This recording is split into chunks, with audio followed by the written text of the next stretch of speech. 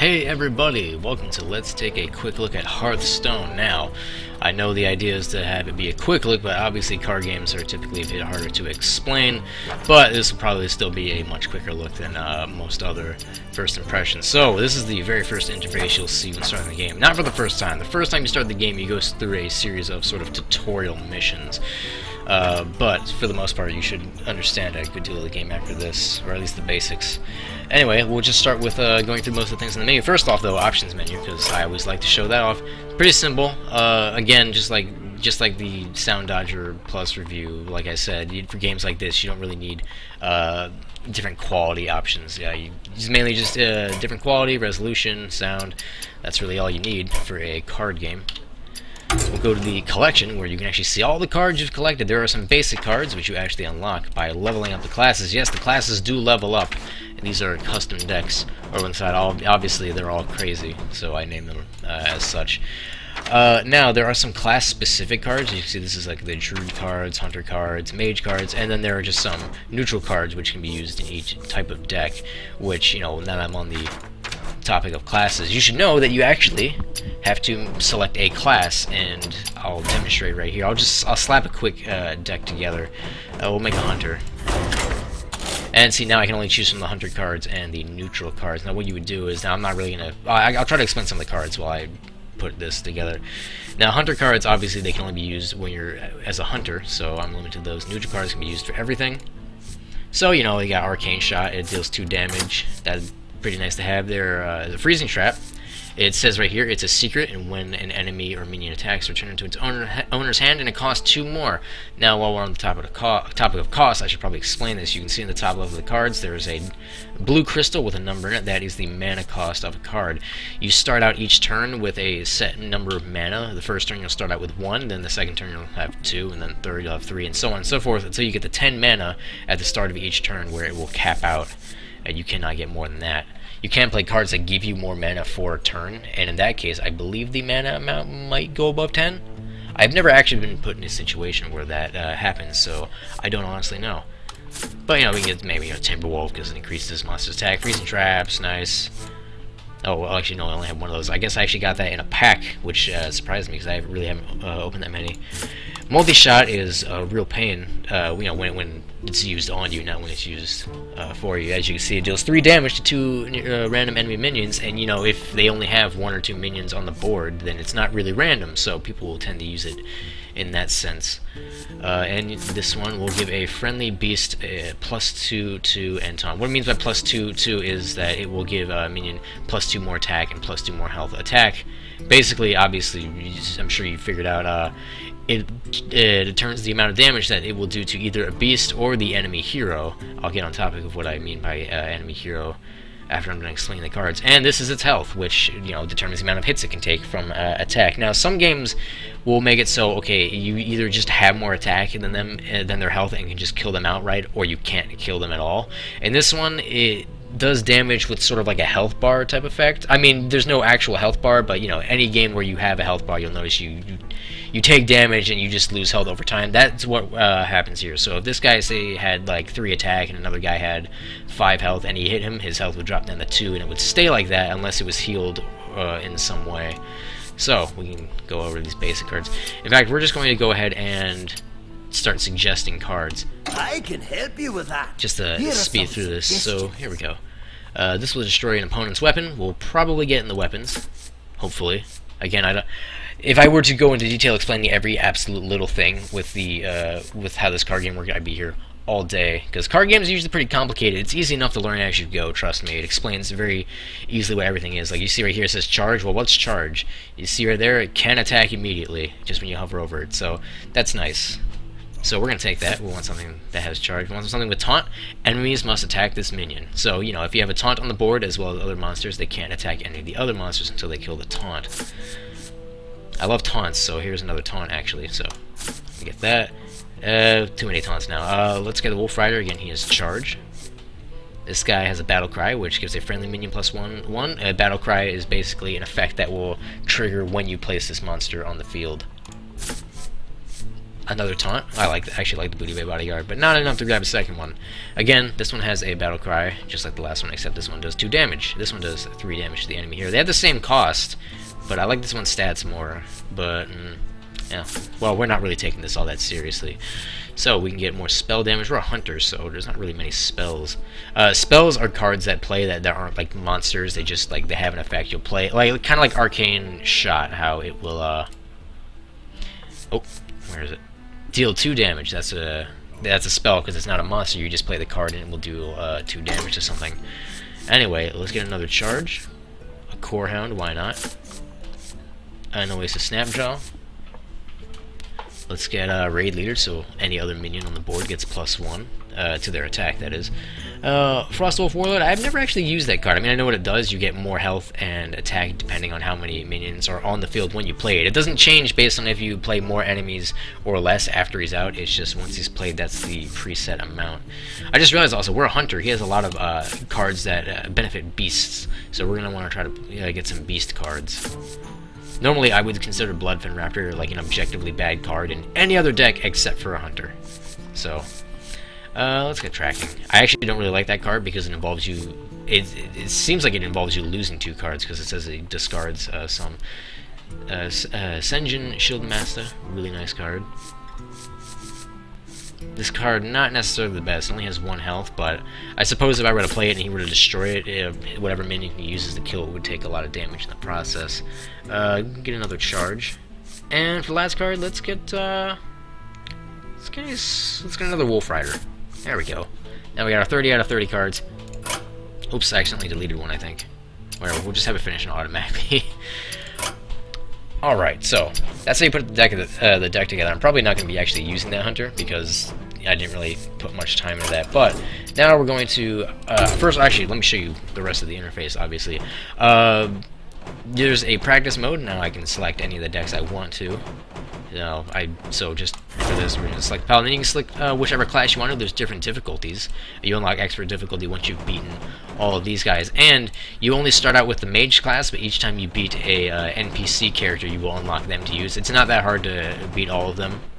I mean, sometimes the bot will get one over on you because, some miracle play. But for the most part, they aren't that difficult. You should be able to beat them, no problem.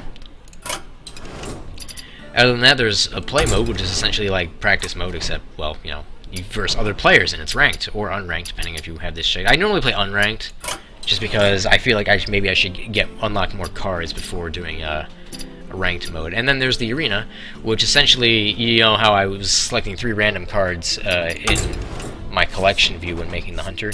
You essentially do that to make an entire deck, and then you go against other players who built decks in the exact same way. In fact, let me just go to the arena really quick and show you. I'm not going to make one right now, but I will, and I'll be probably starting a separate series later on where I play through the arena, and you can see that then, definitely. But I'm sure you get the idea. With the arena, you play until you either get 9 wins or 3 losses. Obviously, the better you do, the better your rewards, so, you want to try to get that 9 win mark. Anyway, let's play against somebody else. I'll try to explain the cards, even though we're going to be on a time limit with each turn. But I'm going to go with my Paladin deck because it's my favorite class thus far. Although I should experiment more with the Hunter and Shaman, and there was one other class I didn't play. But definitely my 2 favorite classes thus far have been the Paladin and the Priest, although I feel like I need to unlock more cards with the Priest before I really like him as much as I could. Hey, we're going against another Paladin. I was kind of hoping not to have a mirror match will fight with honor. For the purposes of this video. Right, so I don't go first, so I get an extra card as well as... Well, you'll see in just a moment. Let's see what we want to get rid of.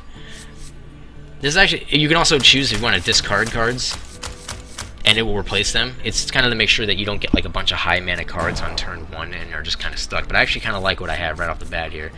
Now, since I went second, not only did I get an extra card, but I get another extra card, which is the coin.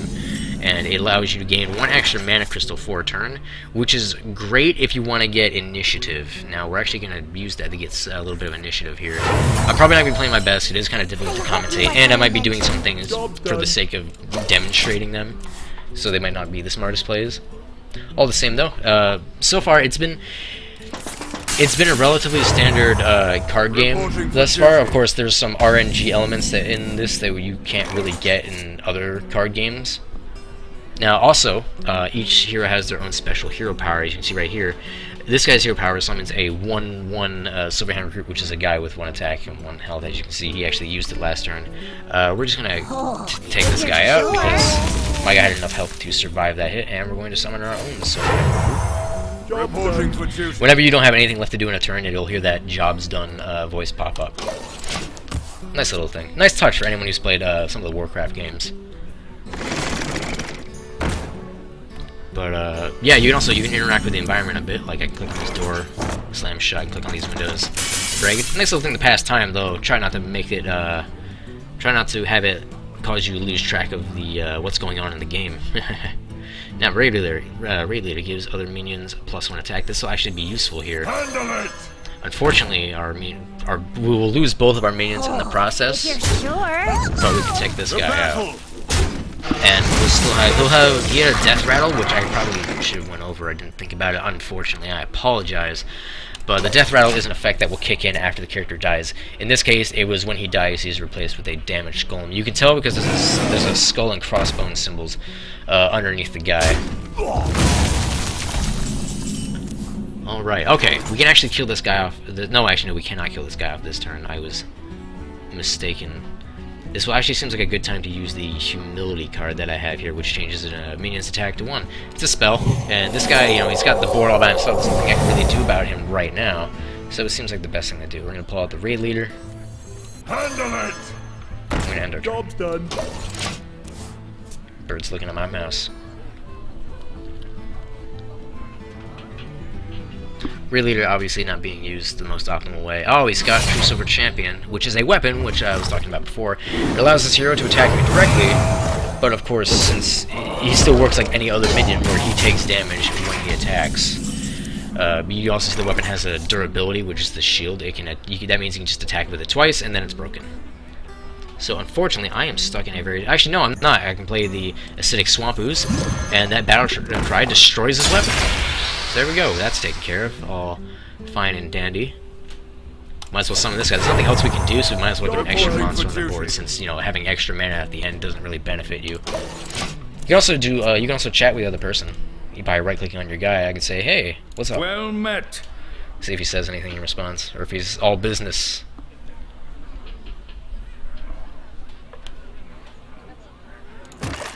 Click on this well. Alright. Yeah. Well, Silverhand Recruit did... Oh, well, man, I was going to say the Silverhand Recruit did a job of absorbing some damage to this guy, Liz, but he had a Hammer of Wrath, which I actually have 2 of, so joke's on you, buddy. I'm about to completely destroy you, but actually I don't need to use those because this taunt would actually be better. They are forced to attack. I mean, they can choose to not attack at all with the monsters, but if they're going to attack, they have to hit this guy, and they'll both die immediately because his attack is much greater than both of their health. And he should live as long as he doesn't play anything else. Taunts are very nice, especially ones with high attack, because if they get really high attack, they usually have to sacrifice a monster to kill him. Oh, but he has his own Lord of the Arena. I like this guy's style, because, it's similar to mine.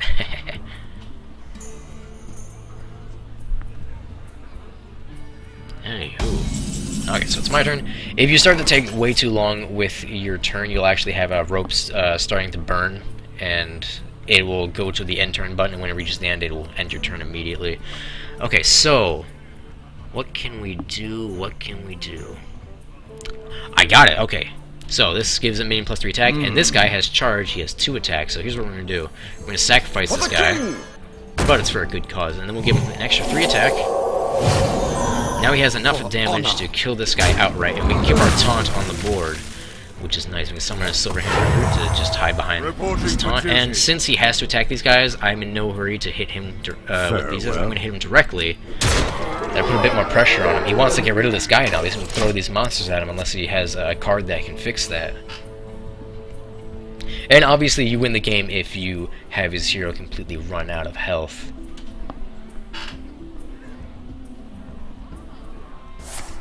Ah, he's gonna do 3 damage, and he'll be able to finish me off with this crocodile. Not worried about this guy still being alive, simply because his attack is rather... I used humility on him, so his attack is very low. I kind of hope he kills off this guy. Yeah, now a Hammer of Wrath will be enough to kill him, because he has 3 health. So summon another Silverhand recruit.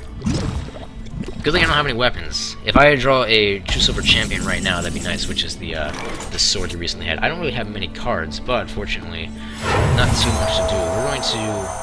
We're actually going to kill off the Ooze because it has more attack. It's more dangerous to us than this 1 health guy. Right now we're going to play a Gnomish Inventor, which has card draw as its battle cry. And now we get a True Silver Champion, so that's nice. Okay, so next turn we'll have stuff to do. Especially if the Gnomish Inventor lives, we'll have plenty of stuff to do. I hope you like my invention. Play Novice Inventor, gives him another card.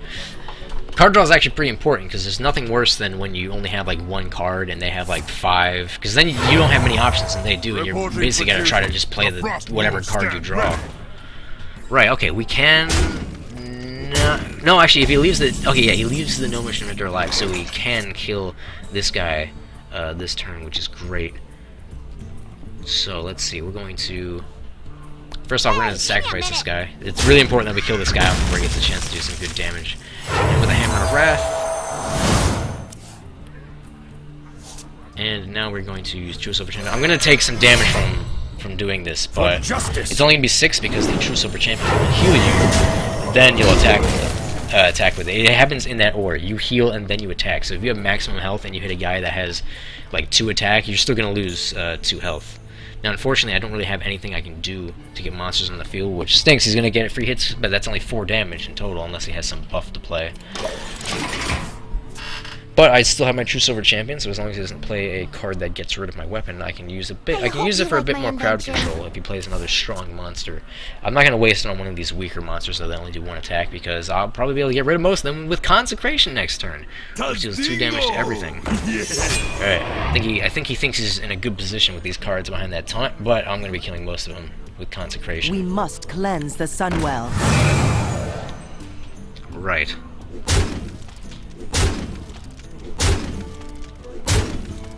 Bing, bing, bing, bing, bing.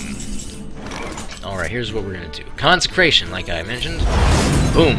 All but 2 of those guys are dead. No, all but 3, my bad. Right, now we have enough to take him out with a True Silver Champion. For justice! So now his taunt is taken care of, and we will play a taunt of our own, as well as a Silverhand recruit. There we go. I think we really turned that around that turn. He was in a very good position, but unfortunately I had the cards to handle that.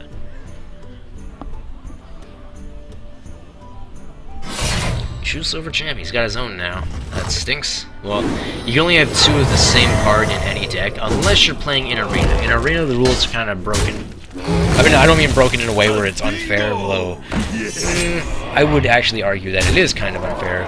Because while the cards may be randomized, it's possible for somebody to get a lot of really good cards, and you maybe don't get that many. Now, I mean, whether or not they're good is situational and so it's not too big of a deal, but there are some cards which I would say are objectively better in more situations, even though they may have, like, more mana cost.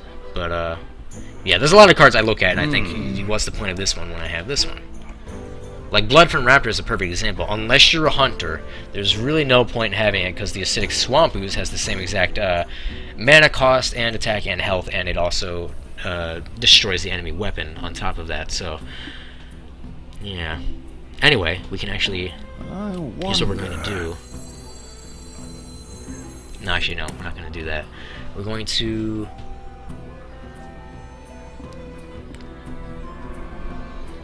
actually, we might have to. That stinks. Okay, going to play this. Going to play... I want to play Consecration. Okay, actually, here's what we're going to do. Power play. Lower attack to 1 so I can survive a bit longer. Take him out. Then Summon one of these guys. We must Give him another cleanse the buff. Sunwell. Summon another Silver Hand recruit, and we are all set. There's the timer thing I was talking about earlier, by the way. Now, he can't...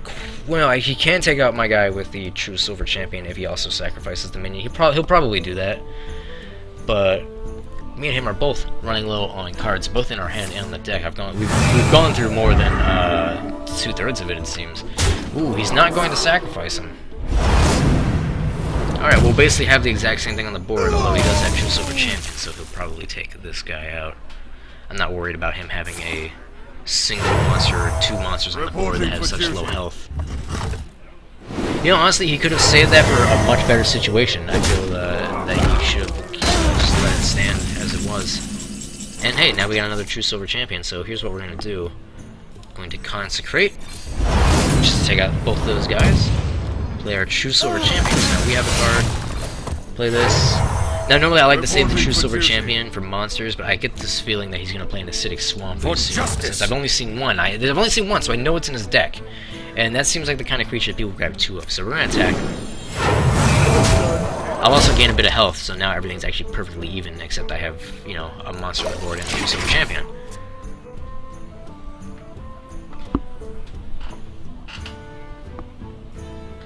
Justice. Right, he's going to... Honestly, I don't feel like this card is that good. It may have healed him, but not too much. There's not all that much they can really do. Okay, here's what we're going to do now. Going to... Let's see. I believe 5. I wish he would make him a 6. Oh well. We have to deal with it. Make him 5. Going to give him a Divine Shield. We're going to have to do this guy ourselves to make him low enough, unfortunately. And use this. Divine Shield basically makes it so the next damage they take is nothing. So obviously it's best to use when you're expecting to take a heavy hit, but sometimes, you know, you might put it on there and the enemy might just ping it for like 1 damage really quick and then hit him with a heavier hitting monster. So you really gotta kind of plan out when you're gonna use that. I'd say it's best used on your own turn when you plan on attacking a much stronger monster with a monster that might have a lot of health but not much. I mean, might have a lot of attack but not much health. Could help you survive. Now, it looks like he's doing much better than me right now with his health, with the health amount, but there have been plenty of rounds where I would see somebody have, like, I've actually been in a game once where I got a guy down to 2 health, and I still had, like, 20-something, and he actually came back and beat me. It's actually not super crazy ridiculous to have that happen. Okay, we're actually going to play this. To attack him head on, maybe. I'm not sure if I should be taking this guy or attacking him head on. Honestly, I think he might not have much to do with this guy. He might just kill him himself. However, if we do end up doing a damage race here, he will beat me. He can kill me in 2 hits. I would have to hit him 3 times with this guy. So, probably not the best idea. So we are going to kill him off at our own expense. Yeah. That's what we have to do. I have to hope he doesn't have many cards to play right now, and that maybe I'll draw some good cards. This is what I mean before when I say you're in a bad position when you don't really have any cards in your hand, and they do. I'll be what's called top decking. And oh, okay, so he's actually playing a very costly card. I hope I can do something about that next turn. It doesn't seem like I'll be able to, but might as well get some minions out there. Stormring Champion's very good with Paladin because these really weak 1/1 monsters can become really good if you have like 2 of them on the board. I mean, you know, getting a 3/3 for 2 mana each turn is really good. We must cleanse the Sunwell. And he just straight up killed me with that buff. Alright, so GG to that guy.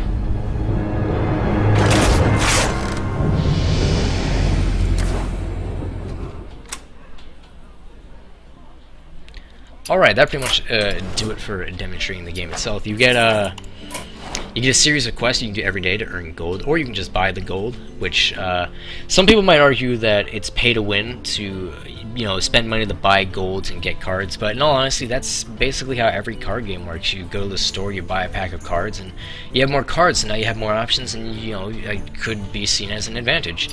But, you know, at least in this, you can earn gold by winning matches. When you win 3 matches against another person, you get 10 gold, and you get these quests, which I think show up each day. Not 100% sure on that, because I did start it up one day and I had like none because I did all the ones from the previous day. But you know, today when I started up, I had all 3 of these, though I might have had quests build up over time. I did actually recently get back from vacation, so I haven't played for a little while, which is also why I didn't get this video out as soon as I would like. And there's also the store. We'll take a look at that. All it really is just buy packs. You can buy 1 for gold, which is nice, or you can buy more packs for money. Each pack contains 5 Hearthstone cards, and they each will have at least 1 rare card or better. Anyway, we'll actually open a pack in just a moment. Actually, we'll open a pack right now. This is probably going to be the last thing we do. So we're going to buy a pack. Hopefully nothing goes wrong with the recording, because I would like to not buy more than 1. I'd rather save this gold for the arena. I don't know if I mentioned that before, but the arena you actually need to pay to get into. I believe it's 150 gold. Let me actually check that if I'm able to. I'm not able to. Okay. Well, in future series with this card game, I'll be doing arena, or future videos. My apologies. Future videos, I'll probably be doing the arena, and we'll get to see firsthand there, because I'll have to, you know, spend gold or something again. The first time you do the arena is free, which is nice. Anyway, we can buy a pack, so I can just kind of show you what happens with that. Go ahead and open our pack now. Anyway, you just drag the pack onto here, and boom! It just explodes open now. Just checking something with the cards. We got an epic. Now I should explain here. When you hover your mouse over the card, you'll notice maybe there's a blue aura on this one, no aura on these. And this one has a purple aura. Now the card rarity goes from common to rare to legendary to epic, I believe. Common ones don't have any color. Rare ones are blue. Legendaries are purple, and epics are orange, which, you know, I don't have any epics here because, I mean, they're pretty rare. Anyway, we're going to flip over these regular ones first. Sends demons. That's nice. It's a warlock card. It puts 2 random demons from deck in your hand, which is good. It's basic card draw, and it can get you more monsters to play if that's what you're lacking.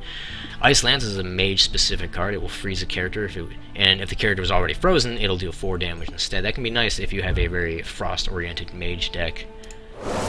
Here we get Conceal. Give your minions stealth until your next turn. That could be very useful as a rogue. Say that maybe you have some characters that you know is going to die from the monsters next turn. Maybe if they don't kill any of your monsters, you'll have enough damage to finish them off next turn. Throw it on Conceal, and they're given stealth. And what stealth does, I should mention because it actually never came up in the game, is it makes it so your characters cannot be attacked until they attack. But, you know, in this case, it gives them stealth until next turn. So it's not until the attack, it's just until next turn. Anyway, we'll look at this rare card. A Ravenhold's Assassin. I hope I pronounced it correctly. This one has stealth, so as you can see on the left, it can't be attacked or targeted until it deals damage. So that's nice. And let's see what our epic is. Epic! Pyroblast. Deal 10 damage with a mage. This is a crazy good card. I mean, if you know, you could be in the later game as a mage, maybe you know the guy only has 10 damage left, but you're not able to do that damage. You can just play Pyroblast. You can do the damage directly to the hero and destroy them. I can see why it's an epic card. It is very good. And now we'll go to the menu. One other thing I almost neglected to mention. There's an item in the game called Arcane Dust, which you can get by, you can disenchant cards, and that will turn into Arcane Dust. And you can spend Arcane Dust to make a very specific card. So maybe you've been opening packs like crazy, just having so much trouble getting that one specific card you're hoping to get. Well, if you open up enough cards, you get enough doubles or just cards that you never plan on using, you can destroy them, turn them into dust, and then use the dust you get to create the card that you've been dying to get. Anyway, that'll just about do it for this video. That's pretty much Hearthstone. I mean, you know, if you're in the card games, it'd be at least worth giving Hearthstone a try. Right now, it's in closed beta. Obviously, it's going to go into open beta eventually, and they're giving out codes for the beta every day if you opt in for it. You know, it's going to be free to play, and when it's actually fully released, you know, that's definitely really nice. Looking forward to that. And yeah, if you're into card games, I would definitely suggest at least giving it a look. I have been Crazy Mike. This is Hearthstone, and I will see you next time. Sorry this quick look wasn't so quick, but again, card games are pretty difficult to explain. Goodbye, and I'll see you when I start the Arena series that I'm about to start doing.